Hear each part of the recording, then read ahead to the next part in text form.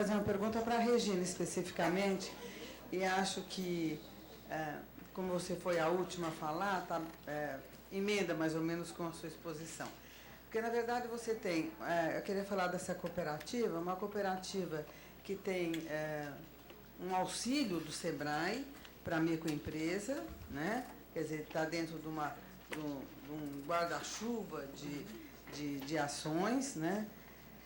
E essa cooperativa, essas mulheres trabalhavam na cooperativa e tinha essa estrutura que você mostrou. Aí ela, eu estou pensando numa seguinte coisa, essa cooperativa como uma forma de organização, ela acaba. Parece que acaba, se esvazia, pelo menos, se esvazia, etc. e tal. E essas pessoas estariam voltadas agora para o mesmo tipo de trabalho autônomo, ou elas estariam terceirizadas? Porque aí, se for terceirizadas, aí eu acho que é um desmonte de uma forma de articulação do próprio trabalho. Então, é isso que eu queria saber, se você sabe se elas... É isso. E você não tem ideia, Sandra, nem os moradores de lá falam nada. Eu não sei, eu confesso que é um mistério.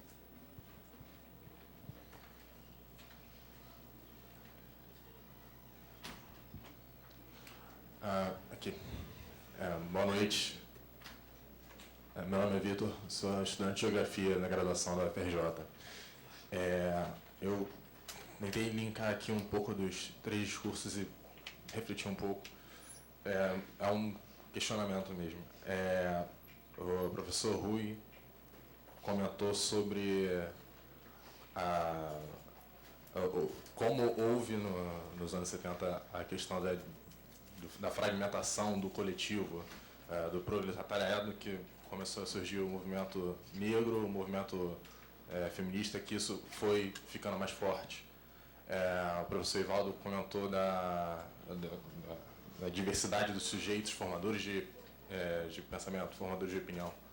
E a professora Regina comentou sobre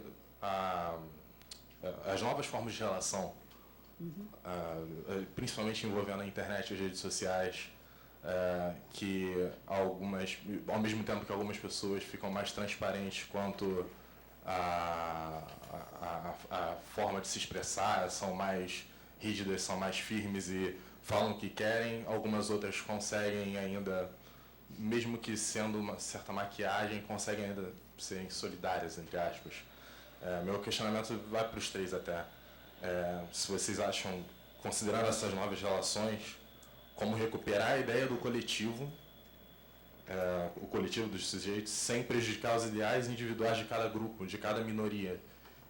Pelo contrário, inclusive reforçando o valor de cada minoria, reforçando o valor da mulher, reforçando o valor do negro, reforçando o valor, humanizando, e que acho que hoje é uma das maiores dificuldades que a sociedade tem de humanizar o homossexual, principalmente.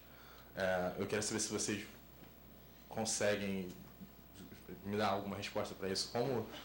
Que tipo de política social, que tipo de política legislativa seria possível? Mais alguma pergunta?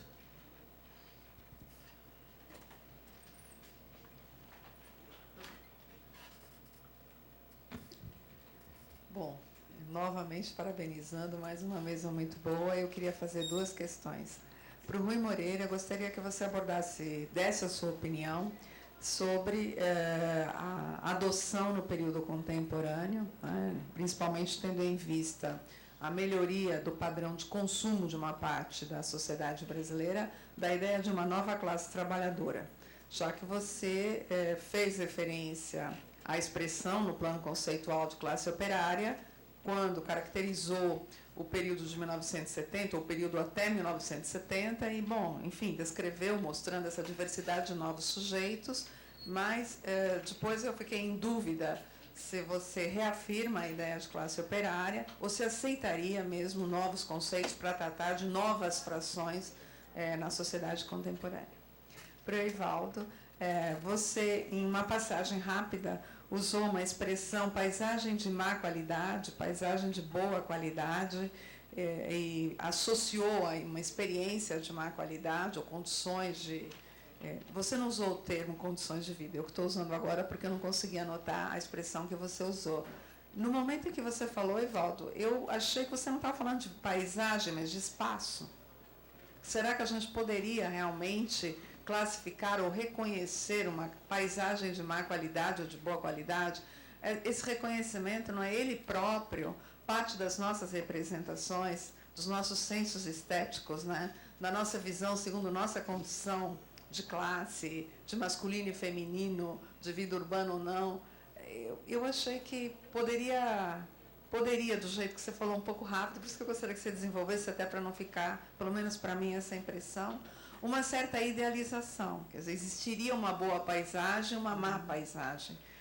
O que, de certo modo, a sua própria exposição, de maneira muito bonita e muito competente, negou essa ideia.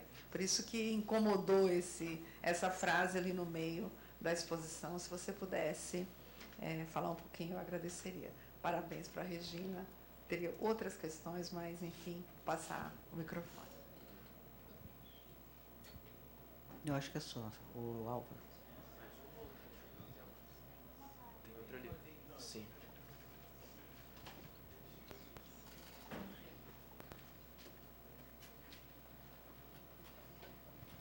Boa noite, eu sou o Fábio. Parabenizar aos professores pela mesa. Foi, como todo encontro, foi uma mesa muito rica, né?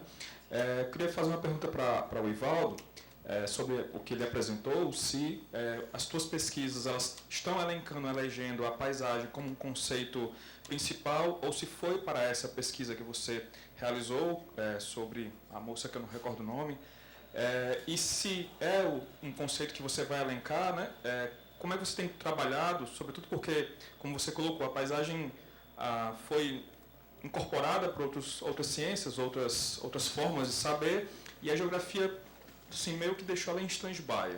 Então, assim, como é que você pretende, e se você puder comentar, você falou das metodologias territoriais da paisagem, acho que era isso, se você puder comentar um pouco mais disso. Qual da hora?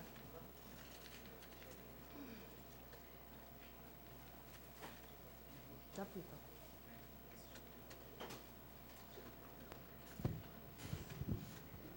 Mas você, Ivaldo, que você tem, ele perguntou especificamente, você já responde depois.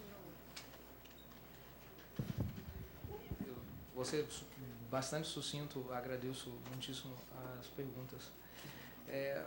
Quando eu declarei logo de saída que sou um geógrafo político, eu quero reiterar que eu não estava brincando. Quando eu disse que era uma geografia política de gênero, uma geografia política da cidade, pela primeira vez, talvez, os geógrafos políticos estejamos nos dando conta de que o outro não é apenas uma categoria da ética, mas sim uma categoria político-geográfica. Este é o ponto deflagrador de uma geografia política crítica ou de uma geografia política crítica de gênero. Num dos últimos livros da geografia política, vocês devem conhecer bastante bem a coleção Key Concepts, do pessoal lá de Londres. Existe, então, agora o Key Concepts in Political Geography. E é neste livro que, pela primeira vez, aparece o outro como um verbete da geografia política. E aí se trata do reconhecimento do outro como um sujeito legítimo. Então, a primeira pergunta que foi para os três componentes da mesa, qualquer política, se pretende legítima, é uma política de inclusão do outro, mas para a inclusão do outro precisa ser reconhecido. Daí a importância da categoria do reconhecimento.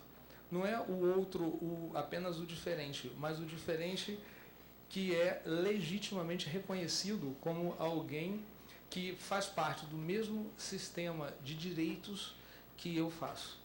E aí pode surgir uma política em que a recondução do uno ao múltiplo e o seu contrário possa fazer valer, para que a gente não caia na esclerose da democracia que começa no final do século XIX nos Estados Unidos com os lobbies, os grupos de pressão. E aí você tem a esclerose da democracia, é uma multiplicidade incontrolável de grupos de pressão que leva a uma fragmentação e a perda de visibilidade do uno diante da multiplicidade infinita.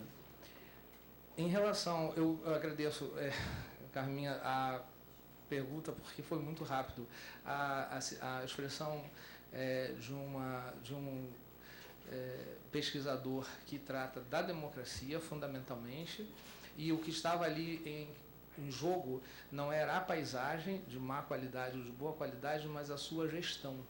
A gestão da paisagem é um passo ético-político mais ousado, não pararmos na reflexão teórica sobre a paisagem, mas pensarmos também na gestão da paisagem. Então, essa gestão, se ela se pretende, era o contexto lá da citação, uma gestão democrática, então a gestão democrática da paisagem. Se ela é de má qualidade ou de boa qualidade, vai produzir cidadania de boa qualidade ou de má qualidade. A questão fundamentalmente não era um julgamento da qualidade da paisagem, mas sim de sua gestão. Por quê? É o julgamento de uma política, na verdade, de uma política de paisagem. O contexto mais amplo é fundamentalmente esse. Na maneira como eu falei, poderia transparecer que estaríamos julgando a paisagem como boa ou má.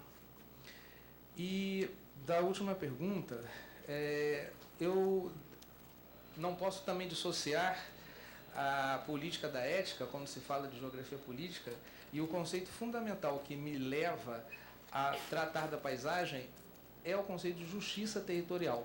No fundo, o que eu estou trabalhando é com o direito à paisagem.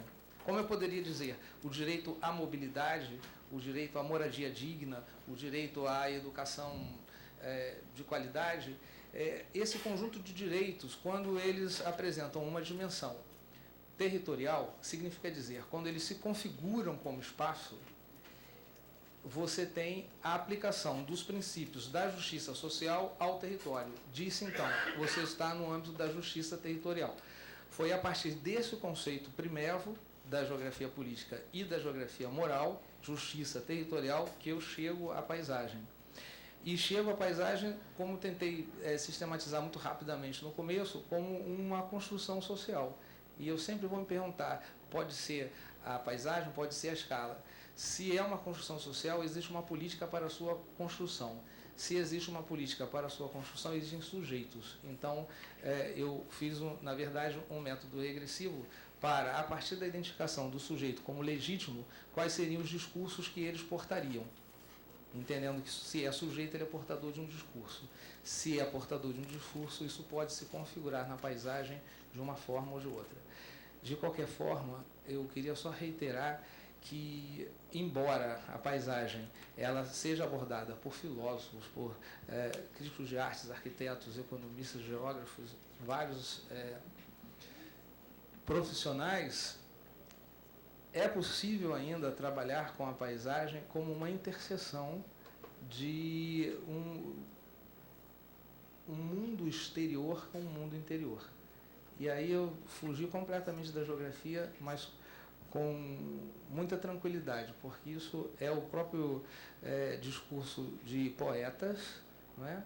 Como o Fernando Pessoa, como Victor Hugo e outros tantos, que vão, e o próprio Goethe, no texto de sua juventude, Os Sofrimentos do Jovem Werther, que são poetas que vão trabalhar muito firmemente a ideia de que qualquer paisagem é uma interseção entre o mundo interior e o mundo exterior.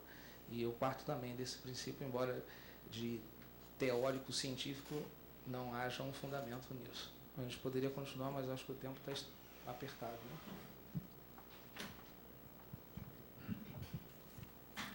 Bom, eu vou espantar a Regina. Ser sintético. Vitor, meu pressuposto é o par dialético do coletivo não é o indivíduo, é a diferença. Essa relação coletivo-indivíduo como os contrários é o discurso burguês para justificar uma sociedade da propriedade privada, em que uns têm e outros são privados de ter. Né? Eu creio que quando a ideologia socialista vai se materializar como experiência numa primeira rodada para mim na história, num tipo novo de sociedade, o que se transporta como equívoco para lá nessa construção é exatamente esse discurso burguês. Né? Até porque a Revolução Russa de 1917 não foi rigorosamente uma revolução proletária ou uma revolução camponesa. Ela foi primeiro burguesa, depois camponesa e depois proletária. Houve 3 revoluções em 1917. A gente só fala na Revolução de Fevereiro e na Revolução de Outubro, mas houve uma que atravessou o ano inteiro, que foi justamente a Revolução Camponesa. De qualquer maneira, existe aí, até mesmo na cabeça dos bolcheviques, a ideia de que a Revolução de 17 na Rússia é um desdobramento, uma radicalização da Revolução Francesa de 1789. Então, muito dos conceitos burgueses de sociedade são incorporados mesmo por um Lenin, um Trotsky e assim sucessivamente. Né? Aquilo que a sociedade socialista deveria ter priorizado em construção de homens e mulheres novos não era o indivíduo, né? Mas o indivíduo enquanto diferença. Né? Por isso que Regina está perfeitamente certa. Né? Marx talvez tenha sido mais patriarcal do que a gente pode esperar de um socialista radical. Né? Mas também, ao mesmo tempo, é um pouco difícil, né? Tirar-se a Revolução de 17 de um contexto de história de revoluções, como também um pensador do seu contexto de época. Né?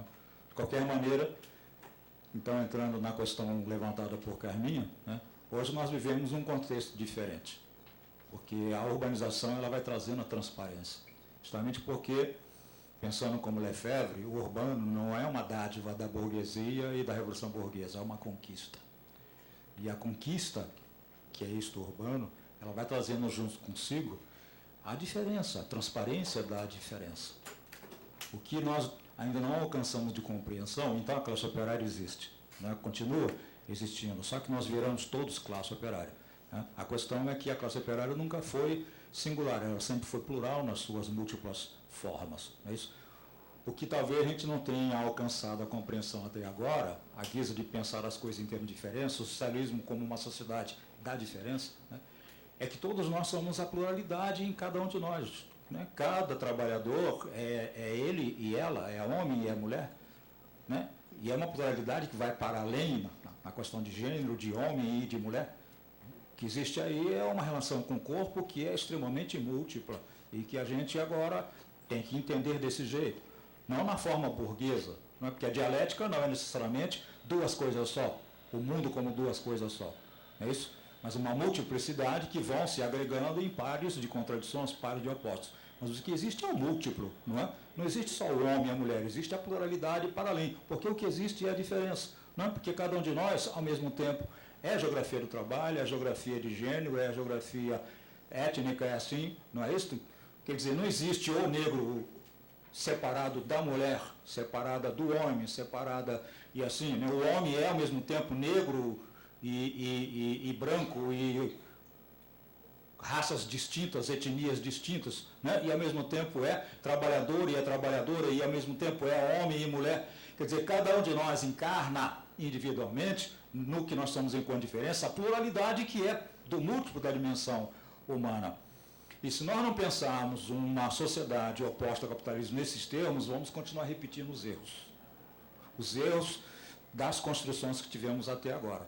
Agora, a diferença, então, entre aqueles que viveram o momento 17 e este momento que nós vivemos hoje, é que as nossas conquistas urbanas, então, Carminha, está nos permitindo uma transparência que antes, o tamanho pequenininho do urbano, não trazia como uma possibilidade tão grande assim. Quanto mais o mundo se urbaniza, e se urbaniza como conquista dos homens e das mulheres, de viverem não na cidade, mas a cidade como um modo de vida urbana, mais então, essas múltiplas dimensões, elas é que vão aparecendo. Não sei se eu lhe respondi, não sei se eu respondi, Carminha. Em síntese, as duas perguntas acabam se encontrando muito em cima da questão do múltiplo como diferença, e não como um coletivo. Se nós olharmos as comunidades indígenas, elas são isso. Não é isso? Elas são uma comunidade de pessoas.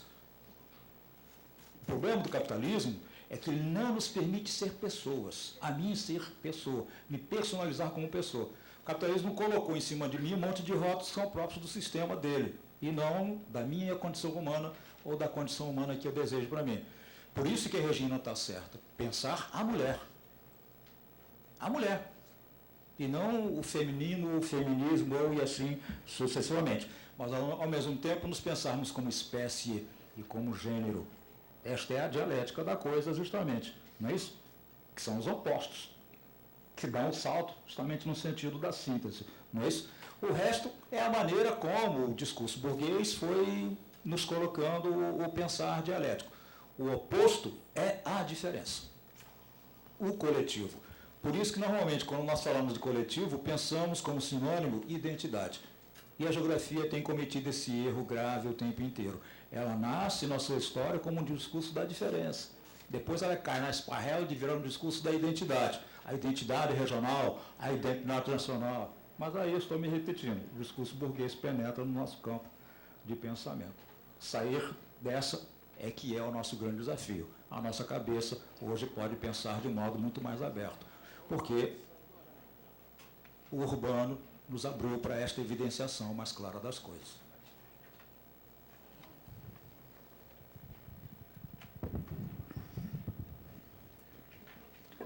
É por aí. É, exatamente. Isso aí que é Vitor, né, Vitor? Eu hoje,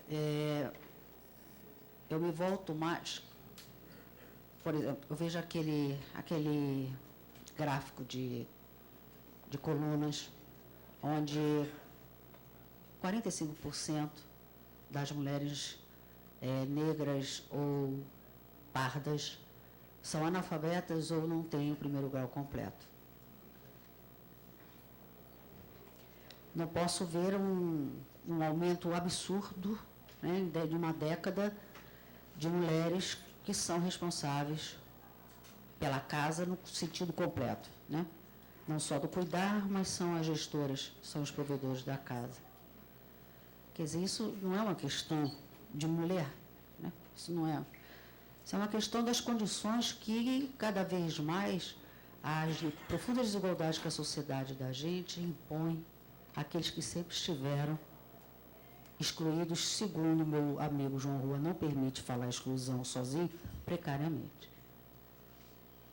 É a história efetiva de grande parte da população, particularmente negra, parda, fundamentalmente, não fazer parte, ou fazer parte muito precariamente mesmo.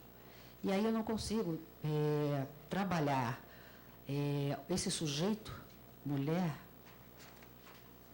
sem ver como eu posso pensar a mudança da vida desse sujeito, que neste momento é o sujeito socialmente denominado mulher. É como o Rui estava falando, mulher é um homem, é índio, é negro, e quanto às políticas eu concordo plenamente ali, perfeito, a perfeita colocação do Ivaldo.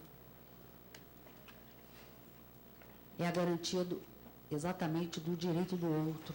E como é que você pode, que política pode fazer, pode acontecer, pode ser formulada, primeiro, se os direitos são individuais, né, são normatizados. Você não tem direito por você ser ser humano. Você tem direito porque você tem carteira assinada, porque você tem isso, você tem carteira de identidade, você tem CPF. Hoje até a sua identidade, seu rosto, seu nome não interessa. Você é um número, é um código de barras. Você é um código de barras. Não tem, hoje não. Você não interessa, não, é o CPF, que não tem rosto. Não tem rosto. São 8 números.